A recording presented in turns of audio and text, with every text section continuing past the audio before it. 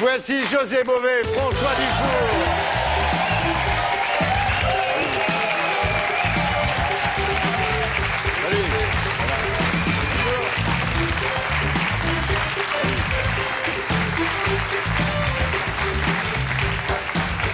Bonsoir, donc François Dufour, vice-président d'Attaque et aussi Confédération Paysanne comme José Bové. Alors José Bové, il y a 3 ans, vous deveniez subitement célèbre en détruisant un McDonald's en construction à l'entrée de Milo pour protester contre les taxes américaines imposées au Roquefort français. C'est vrai qu'en fait, au moment où le McDo a été démonté, vous étiez en train de donner une interview à FR3. Tout à fait. J'étais à l'extérieur. Vous ne l'avez pas démonté en fait ce McDo. Je ne suis jamais rentré à l'intérieur du McDo, sauf à la fin pour dire aux gens de sortir. Alors votre incarcération préventive et votre procès pendant l'été 2000 vous ont transformé en star mondiale, je dirais mondialisé, personnage du Gaulois, moustachu, reçu aussi bien par Marcos qu'à Davos. Et cet été, vous êtes retourné en prison pour purger votre peine. Et finalement, ça a été moins un événement. Ça n'a pas empêché Chirac de partir en vacances, quoi. Je pense que pas mal de gens étaient sous le coup de ces 3 mois d'élection, de ces espèces de péripéties, de ce 21 avril cauchemardesque. Et c'est vrai que les gens étaient lassés et personne ne s'attendait, ni dans les organisations syndicales, ni dans aucun mouvement, à ce qu'une telle chose puisse se passer. Donc je crois que les gens étaient tous surpris et avant que les choses se mettent en route, eh bien c'est vrai que le mois et demi de prison est passé. Oui, parce qu'à quoi ça sert de se faire mettre en prison si ça ne fait pas la une des médias, d'une certaine façon, non? C'est pas moi qui ai choisi d'aller en prison, c'est quand même d'abord un tribunal qui m'a condamné, un autre tribunal qui a surenchéri, et pour finir un procureur qui a décidé de m'incarcérer. Alors la prochaine fois, c'est pour 14 mois. J'attends cette décision de la Cour de cassation, et si la décision est la même que celle de la Cour d'appel, eh bien normalement j'ai 14 mois de prison à effectuer. C'est démesuré par rapport... C'est démesuré. C'est le seul pays où ce genre de protestataires sont traités comme ça. Hein. Oui. Peut-être aux États-Unis maintenant ça commence aussi un peu. Hein. On dirait qu'il y a une petite analogie là qui est en train de se passer, quoi. Alors ne croyez pas que vous avez été victime quand même de 2 choses. D'abord, une médiatisation à outrance, ce qu'on pourrait appeler la guignolisation, c'est-à-dire qu'à un moment, vous êtes devenu une espèce de caricature de vous-même avec les moustaches, la pipe, comme ça. D'ailleurs, j'ai un mail, parce que maintenant on a des mails pour les invités de la semaine suivante, il suffit de regarder sur le site, tout le monde en parle, un mail de Stéphane à Pierre-Bénite près de Lyon qui dit en fait que vous avez été récupéré par les médias et que vous incarnez désormais un personnage médiatique parmi d'autres, celui d'agitateur. C'est-à-dire que récupéré par la société, vous avez votre rôle, finalement vous êtes devenu un rouage comme un autre. Effectivement, les médias ont un fonctionnement assez curieux que j'ai eu le temps d'analyser depuis 3 ans. C'est-à-dire que, en général, ils prennent quelqu'un qui est dans l'actualité, ils font d'un fait quelque chose d'exceptionnel, sans se rendre compte que c'est quelque chose qui est construit depuis des années. Et puis, au bout d'un certain temps, comme le phénomène continue à durer, parce que cette bagarre, c'est une bagarre longue contre cette mondialisation néolibérale, eh bien, un certain nombre de médias en ont assez. Ils disent, bon, maintenant ça suffit, on n'en parle plus. Comme les faits continuent, ils sont obligés d'en reparler. Alors ça monte, ça descend, ça remonte, ça descend. Et on se retrouve dans une situation assez compliquée entre les gens qui agissent et qui font l'actualité et ceux qui en parlent, qui voudraient décider en fait de qu'est-ce qui fait l'actualité. Et donc là, il y a un rapport tout à fait curieux et je pense que les choses sont en train de bouger parce qu'il y a beaucoup de gens qui se rendent compte qu'il faut que les choses changent à ce niveau-là. Alors José Bové, je disais donc victime des médias et aussi de la sévérité des institutions qui sont implacables, quoi, parce que vous êtes quand même retrouvé en tôle. Alors, bon, c'est vrai, quand vous êtes arrivé avec votre tracteur comme ça, c'était assez folklorique, mais vous en parlez plus tristement, c'est-à-dire que la nuit, vous entendiez des hurlements, enfin, je veux dire, vous avez vécu l'univers carcéral, même si c'était dans l'Hérault. C'est vrai que l'univers carcéral, c'est quelque chose de parfaitement inhumain. Les personnes sont détruites en prison, c'est-à-dire qu'il n'y a plus de dignité à l'intérieur d'une prison, on n'est plus qu'un matricule, et en même temps, la personne ne peut pas se reconstruire. Donc, quand on sort de prison, ou on devient un récidiviste, mais dans tous les cas, on déteste la société. Alors ça pose une question, à quoi sert la prison dans ces cas-là?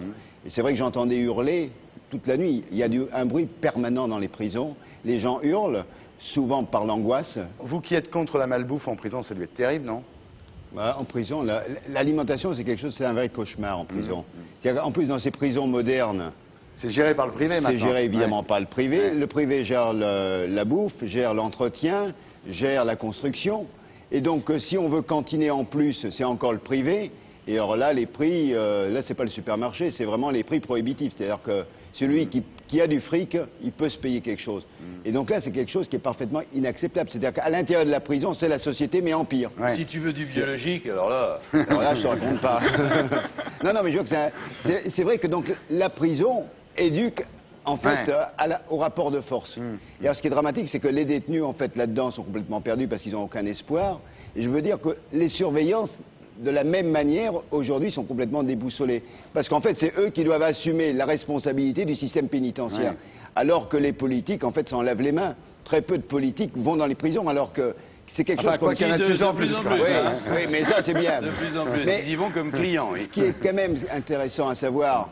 Moi, j'ai parlé de la France du sous-sol, parce que ce sont des gens qui n'existent plus. Il y a plus de 50 000 personnes aujourd'hui qui n'existent plus. Mais c'est pas la France d'en bas, c'est la France du sous-sol. C'est la France du sous-sol, celle dont on ne parle plus.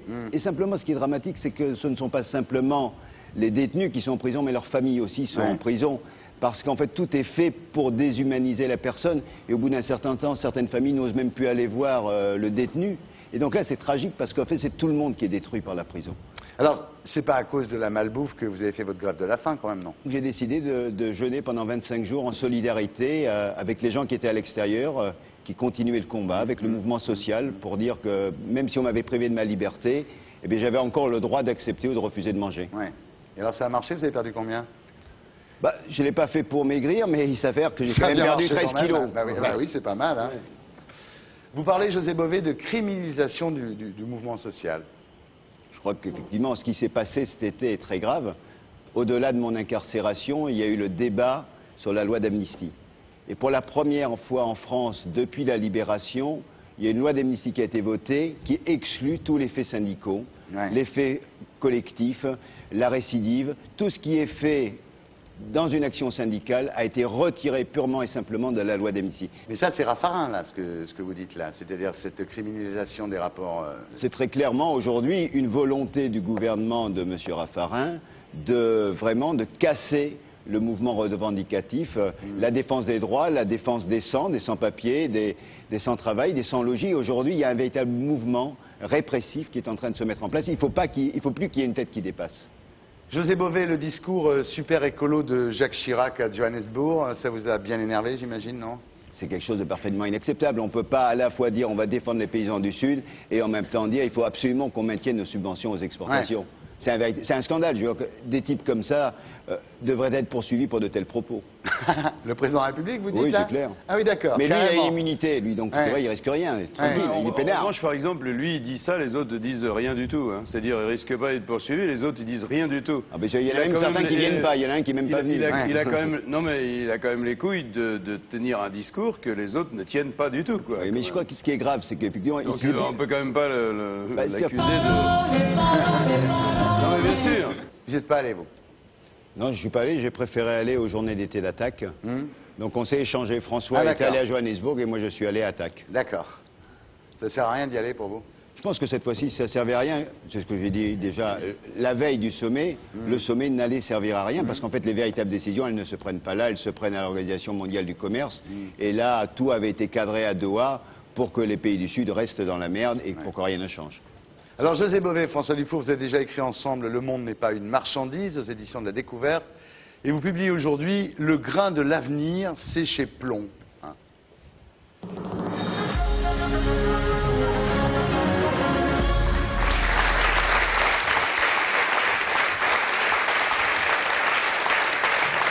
L'objectif, c'était, après Le monde n'est pas une marchandise, d'essayer d'apporter un peu plus d'informations encore aux citoyens, aux gens qui habitent dans les villes et qui malheureusement sont de plus en plus coupés du monde paysan et de la réalité de l'agriculture. Donc on a essayé à travers ce livre d'apporter à nouveau quelques réponses pour que les gens comprennent ce qui est en train de se passer.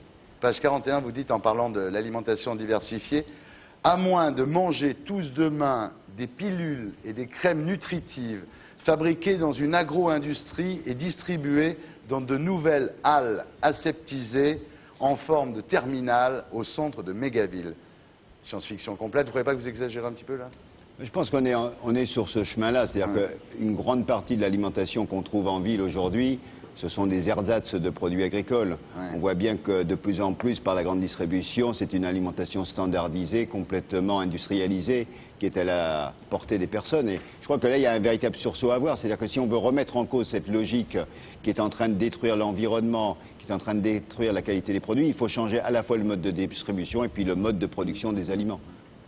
Ah, vous dénoncez à nouveau le culte du progrès technologique.